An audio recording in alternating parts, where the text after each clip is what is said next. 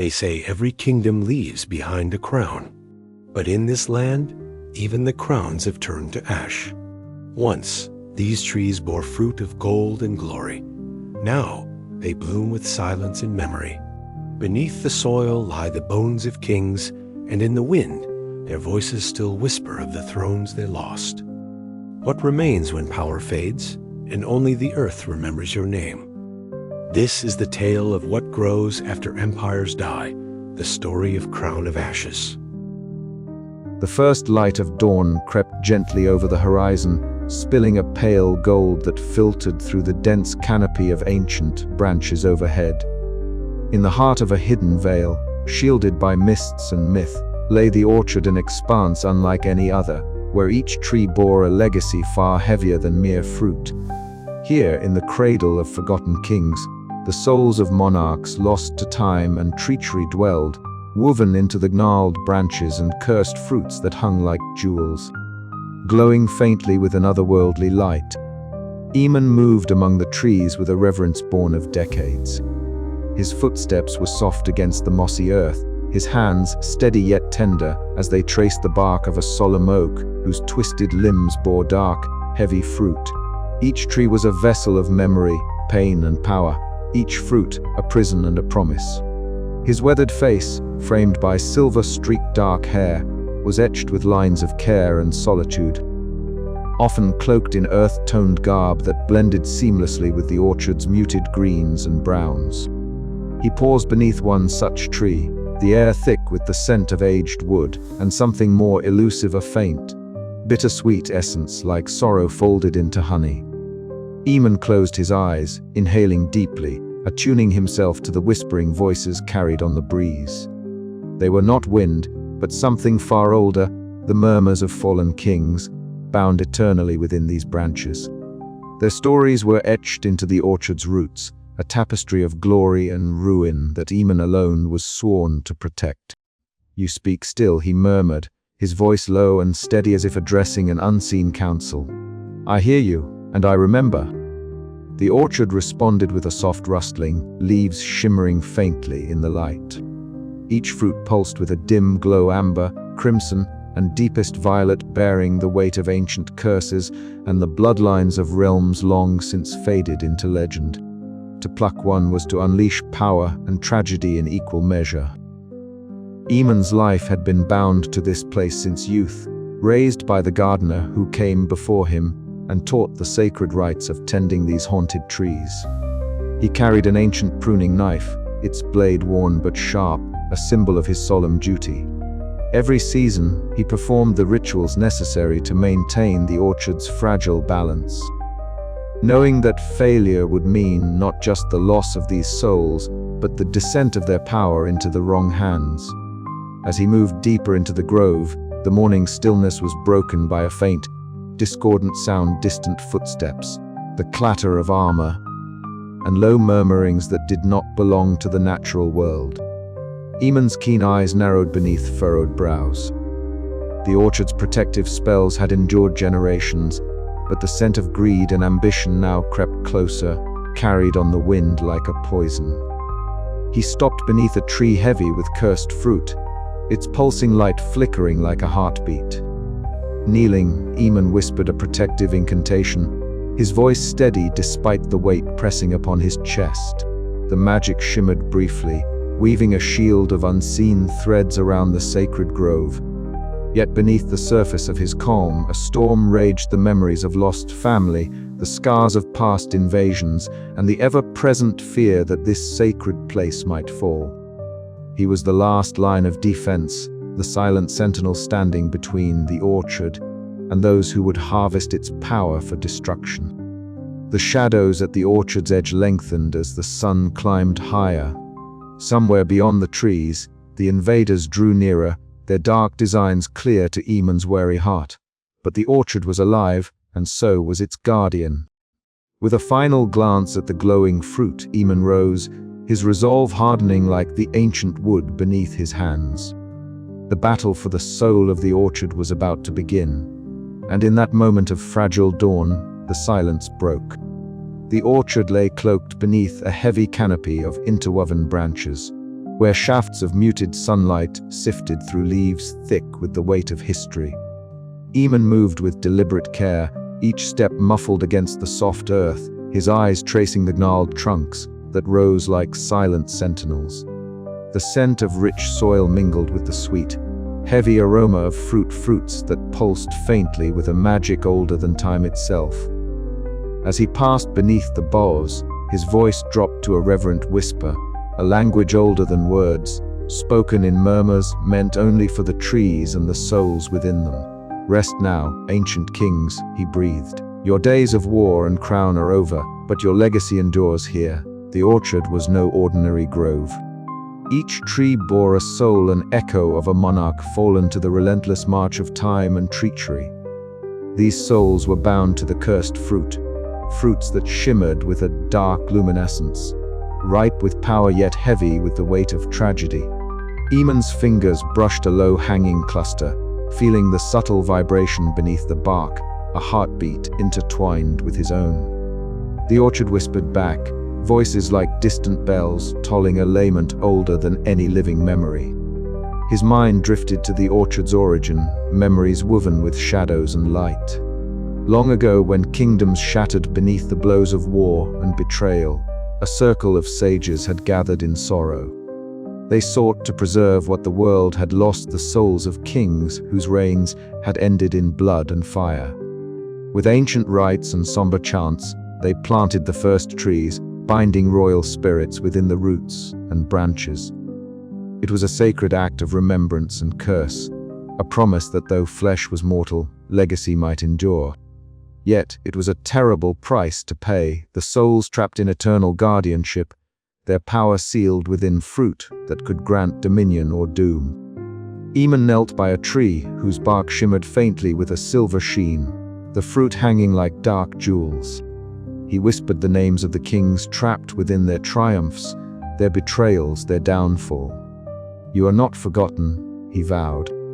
A cold wind stirred the leaves, carrying with it a faint murmur that seemed to answer back. The orchard was alive, but restless. It knew the world beyond, and the shadows growing at its edges. The peaceful solitude was broken by a distant clatter, the faintest echo of footsteps on hardened earth. Eamon's gaze lifted toward the horizon where the twilight sky blended into shadows. The invaders were coming, men driven by greed, hunger for power, and dark ambition. They sought the cursed fruit, hungry to harvest the souls of kings for themselves. Eamon's heart tightened. The orchard's sanctuary was about to be shattered. He rose, drawing his ancient pruning knife from his belt, its blade etched with runes of protection and binding. The knife gleamed dully in the fading light, a tool of both nurture and defense. Eamon's thoughts turned inward, recalling lessons from the previous gardener who had raised him the delicate balance between life and death, growth and decay. To protect the orchard was to accept sacrifice, to bear the weight of 1,000 fallen legacies. As twilight deepened, the orchard seemed to hold its breath, shadows lengthening like fingers reaching for the trees. Eamon moved to the heart of the grove, where the oldest and most potent tree stood. Its trunk was wide and knotted, branches heavy with fruit that pulsed like captured stars. It was the soul of the first king bound here, the founder of this sacred place. He laid a hand against the bark, feeling the silent power thrumming beneath, a reminder that the orchard was not merely a place of memory, but a living force. The air thickened with a low hum, the voices of the kings weaving through the leaves, telling stories of glory and ruin, warning of the dangers to come. Eamon closed his eyes, breathing deeply the mingled sense of earth and magic. He could almost hear the orchard's heartbeat, steady and strong beneath the coming storm. Suddenly, a sharp rustle broke the stillness. Eamon's eyes snapped open, scanning the shadows where the underbrush trembled. The invaders' scouts were near, their presence a dark stain upon the sacred grove. He slipped deeper into the thicket, his mind racing with plans and spells, readying the ancient magic that had protected the orchard for centuries. Eamon's solitude was his shield, but it was also his prison. Memories of loss and failure haunted him, his family lost to a previous invasion, a wound that never fully healed. Yet, amid the etching silence, a flicker of hope stirred. The orchard's magic was strong, and he was its guardian.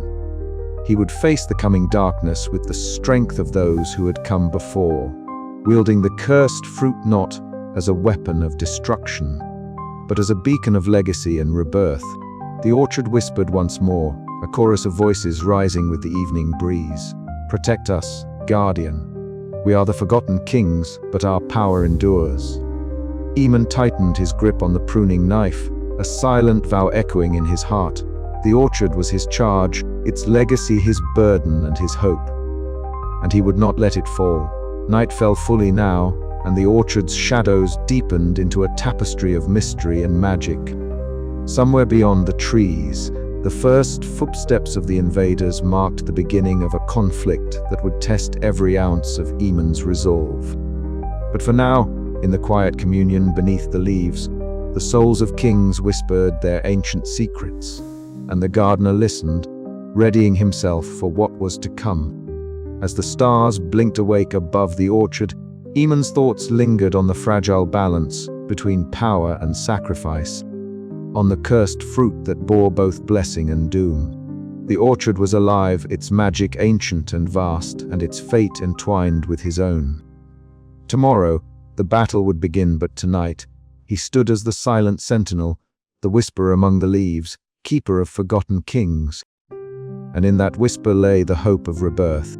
The orchard lay shrouded in the pale light of dawn, the mist weaving through the branches like restless spirits. Eamon moved with the grace of one intimately acquainted with every root and leaf, his boots barely disturbing the soft earth beneath.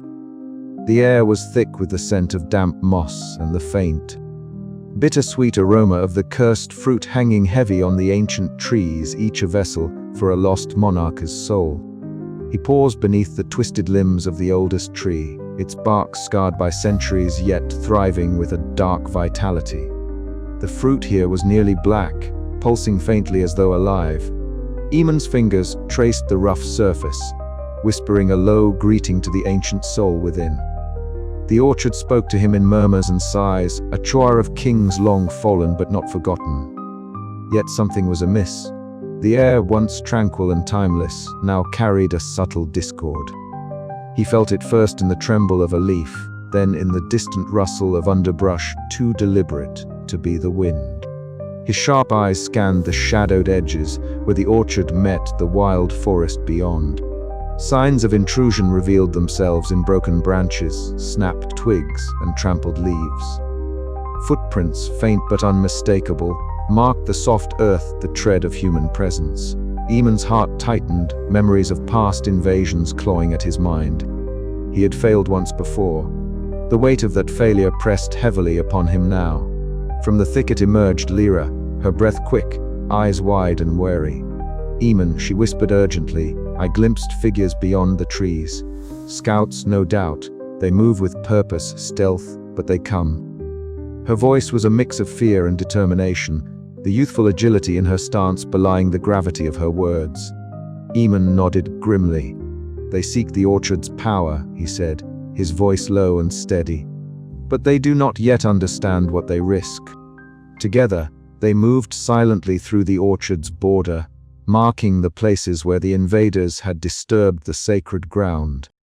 The cursed fruit hung like dark jewels, their surface mottled and strange, throbbing with the weight of ancient magic and sorrow. As the sun rose higher, piercing the mist with shafts of golden light, Eamon's thoughts turned inward. He remembered the faces of those he had lost, family and friends claimed by a past siege, victims of a greed he had vowed never to allow again. His duty was not just to guard trees, but to protect the souls entwined within them from the same fate. Yet the solitude of his role gnawed at him.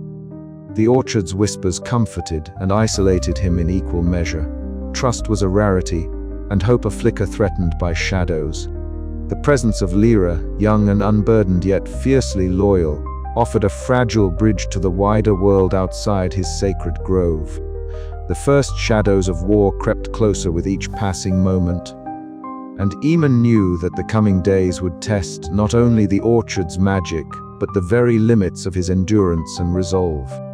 For now, he steeled himself beneath the boughs heavy with cursed fruit, listening to the silent voices of kings long fallen and preparing to face the intruders who dared threaten their eternal rest. As twilight approached, the orchard seemed to hold its breath, awaiting the next move in a game as old as the soil itself. Eamon's hand tightened on the ancient pruning knife at his belt, a symbol of both protection and sacrifice, and he whispered a solemn vow to the wind. The orchard would not fall on his watch, and somewhere beyond the trees, unseen eyes watched and waited, the shadows lengthening with purpose. The delicate balance of peace and peril had been broken at the orchard's edge.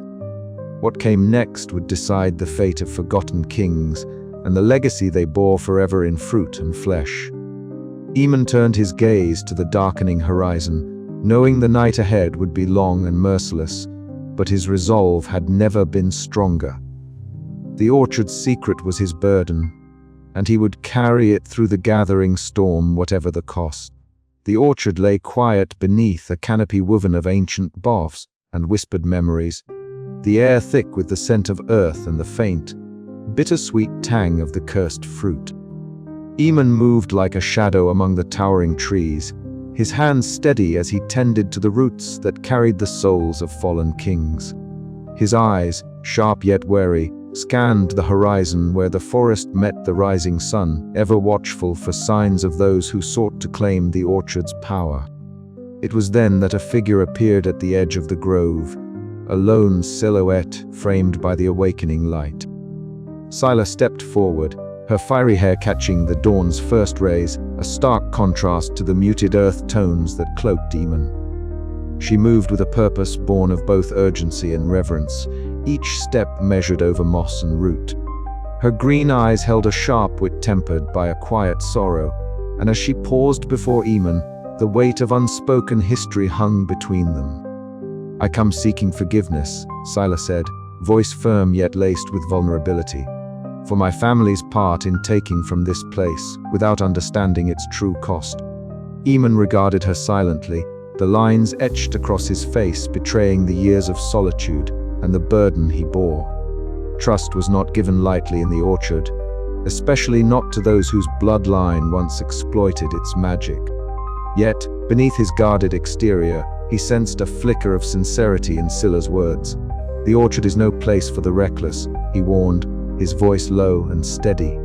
"But if your heart is true, there may yet be a place for you among its guardians." Together, they walked deeper into the grove, the air alive with the murmurs of ancient souls entwined in bark and root. Scylla's knowledge of herbs and lore became apparent as she knelt beside a tree heavy with blood-red fruit, tracing faded symbols with delicate fingers. "These fruits bear the weight of monarchs long past," she mused, each seed a legacy of power and tragedy. Eamon nodded, sharing fragments of the orchard's origins, tales of betrayal, sacrifice, and the heavy price of guardianship. Through their exchange, a fragile alliance took root, binding their fates amid the orchard's timeless magic. Night fell, and around a crackling fire, shadows danced upon their faces as they spoke of the invaders' growing threat. Scylla's insights revealed the dark ambition driving Lord Marik's forces, not mere greed, but a hunger for dominion fueled by desperation. The orchard's cursed fruit was a prize that promised both power and ruin. "We will need every strength the orchard can offer," Eamon said, his gaze steady on the flames. "And every ally willing to stand for what must be protected." Scylla's nod was resolute, the firelight glinting in her eyes like embers of hope. As dawn crept over the horizon, they stood side by side at the orchard's edge, the quiet grove behind them and the shadow of war looming ahead. The path before them was uncertain, fraught with danger and sacrifice. Yet, in the fragile bond fogs that night, there stirred a promise that even in the darkest of times, redemption and unity could bloom among the cursed leaves. Their story was only beginning. The orchard awaited its fate, and with it, the echoes of forgotten kings. Eamon's footsteps were silent on the soft earth as he made his way to the glade where the trees bore the heaviest fruit. The The morning mist clung to the leaves, shimmering with dew like countless tiny jewels. His ancient pruning knife, worn and etched with runes, hung at his side, a constant reminder of his sacred duty. A sudden rustle drew his gaze to the path, where the figure of a woman emerged from the shadows of the elder trees. Her presence was unexpected, yet not unwelcome. With a cautious yet steady approach, she revealed herself as Scylla, a name that stirred memories and questions. "Eamon," she greeted, voice soft but unwavering. "I have come to make amends and to help protect what remains."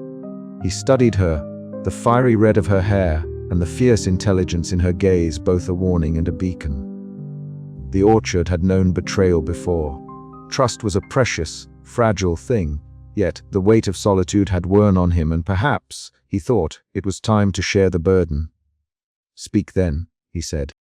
"Tell me of your purpose and of the knowledge you bring." Scylla knelt beside a gnarled tree, her fingers brushing the scarred bark with reverence. "My family once harvested these fruits for power, blind to the sorrow they harvested alongside. I have studied the ancient ways, seeking to undo the harm and to guard the legacy instead." Her words stirred something within Eamon, a glimmer of hope, tempered by the caution born of years spent in lonely vigilance. Together they began to explore the orchard's depths, uncovering secrets long buried beneath root and leaf.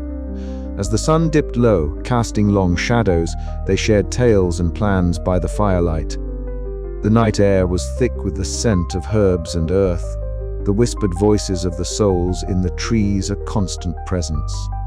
"The invaders are closer than ever," Scylla warned. "Their greed blinds them, but their desperation makes them dangerous." Eamon nodded, the familiar weight settling on his shoulders. "Then we must be ready, not just to defend the orchard, but to protect the souls within." Their alliance, forged in the quiet sanctity of the orchard, was fragile but vital. In Scylla, Eamon found not only an ally but a mirror to his own hopes, and fears a companion to share the lonely path ahead. As night deepened, the orchard seemed to pulse with life, a living testament to the legacy of fallen kings and the guardians who vowed to honor them. And in the heart of that ancient grove, amid cursed fruit and whispered prayers, a new chapter began. The orchard's secrets were far from fully revealed, and the coming storm would test all they held dear. Yet, in the union of old wisdom and newfound courage, there was a spark of fragile flame against the gathering dark. Eamon and Scylla stood side by side, ready to face whatever fate the orchard would demand. The fallen kings watched silently from their arboreal prisons, their legacy alive in the hands of those who dared to protect it. And so, beneath the endless canopy, the orchard waited silent, sacred, and eternal. The wind whispered through the leaves, carrying with it the faintest hint of danger. Eamon and Scylla, united by purpose yet divided by past wounds, prepared to confront the shadows gathering at the orchard's edge. Trust was a fragile gift, but it was all they had. The orchard's fate hung in the balance, and with it, the fragile hope of redemption and rebirth. The next dawn would bring reckoning. The fading light of day cast a gentle glow over the orchard's edge as Eamon and Scylla made their way along the winding path leading to old Bran's cabin. The air was thick with the scent of damp earth and ancient wood, a symphony of rustling leaves and distant bird calls accompanying their steps. Scylla's fiery hair caught the last rays of sun, her green eyes sharp and alert as she glanced around the encroaching forest that seemed to hold its breath in anticipation. Eamon's cloak brushed against the undergrowth, his fingers unconsciously brushing the familiar curve of the ancient pruning knife at his belt. Each step felt weighted, not only by the burden of the orchard, but by the knowledge that the shadows gathering beyond this sanctuary were unlike any he had faced before. Yet, beneath the surface, a flicker of comfort stirred at the thought of old Bran's counsel, a beacon from the past to guide them through the gathering darkness. The cabin came into view, nestled among gnarled oaks and cloaked in moss, its wooden beams weathered but sturdy against time's relentless march. Smoke curled lazily from the stone chimney, carrying the scent of burning pine and herbs. Old Bran stood at the threshold, his stooped figure framed by the amber light spilling from the windows. His tangled beard shimmered silver in the twilight, and his eyes, still bright with the fire of ancient knowledge, crinkled into a knowing smile upon seeing his visitors. "Eamon, Sila," he greeted in a voice roughened by years but steady as the earth beneath their feet. Come in, come in. The orchard's need grows urgent, and we have much to speak of." Inside, the cabin was a sanctuary of relics and memories, shelves lined with dusty tomes, jars of dried herbs suspended from the ceiling, and faded paintings depicting regal figures whose faces bore the weight of history. The hearth blazed warmly, casting flickering shadows that danced upon the walls like restless spirits. Eamon settled into a worn wooden chair near the fire, the heat seeping into his weathered hands. Scylla perched on a stool across from Old Bran, her gaze unwavering as the old guardian began to speak. His voice, deep and gravelly, wove a tapestry of tales, stories of monarchs long fallen, their souls entwined with the orchard's roots, their legacies sealed within cursed fruit that bore the dual promise of power and tragedy. He spoke of kings who had sacrificed all for their realms, their spirits imprisoned yet eternal, whispering warnings through the leaves to those who tended the trees. Old Bran's words painted vivid images: a queen who had wept blood for a lost child, a warrior king whose final breath had been to curse his betrayers, a ruler whose hubris had doomed his line, and whose soul now bitterly awaited redemption. As the fire crackled, the room seemed to pulse with the weight of these memories, the heavy silence between tales filled with unspoken grief and respect. Scylla's fingers traced the rim of her cup, her expression a mixture of sorrow and determination. Eamon felt the familiar ache in his chest, the reminder that he was but the latest in a long line of guardians, each bearing scars invisible to the world. When the last embers glowed low, Old Bran's tone shifted, darkening with the gravity of what lay ahead. He spoke of a shadow creeping closer, a darkness not just of flesh and steel, but of magic corrupted and ambition twisted. The invaders were more than mere mercenaries. They were driven by a hunger that threatened to unravel the delicate balance the orchard maintained. The orchard's magic is ancient, Old Bran intoned, born of sacrifice and renewal. But its power is a double-edged sword. To wield it demands more than strength. It calls for wisdom and sacrifice. Many before us have fallen, their blood nourishing the roots, their souls entwined with the tree's fate. We must be prepared to pay that price once again. Eamon's gaze fell to the floor, the weight of legacy pressing heavily upon him. He thought of the family he had lost, the faces blurred by time yet etched indelibly in his heart. Scylla reached out, her hand steady upon his arm, a silent vow of solidarity. Outside, the wind stirred the branches, carrying with it the whispered voices of the orchard's silent kings. The night deepened, but within the cabin, a fragile flame of hope flickered amidst the shadows, a promise that even in the face of encroaching darkness, the legacy of the orchard would endure. As they prepared to depart, Old Bran pressed a small, worn talisman into Eamon's hand, its surface etched with ancient runes. "For protection," he said simply. "And remembrance," Eamon nodded, the talisman's weight a tangible reminder of the bond between past and present, guardian and orchard. The journey ahead would be perilous, but armed with knowledge and resolve, they would stand against the coming storm. The path back was quiet, the forest alive with the soft murmurs of unseen life. Eamon and Scylla moved with renewed purpose, the stories of Old Bran echoing in their minds, a solemn reminder that the orchard's fate was intertwined with theirs, and that to protect it was to embrace the sacrifices of those who came before. Night settled fully over the land, stars glittering faintly through the canopy. And somewhere deep within the orchard, a single cursed fruit glowed faintly, a beacon of legacy power and the enduring promise of rebirth.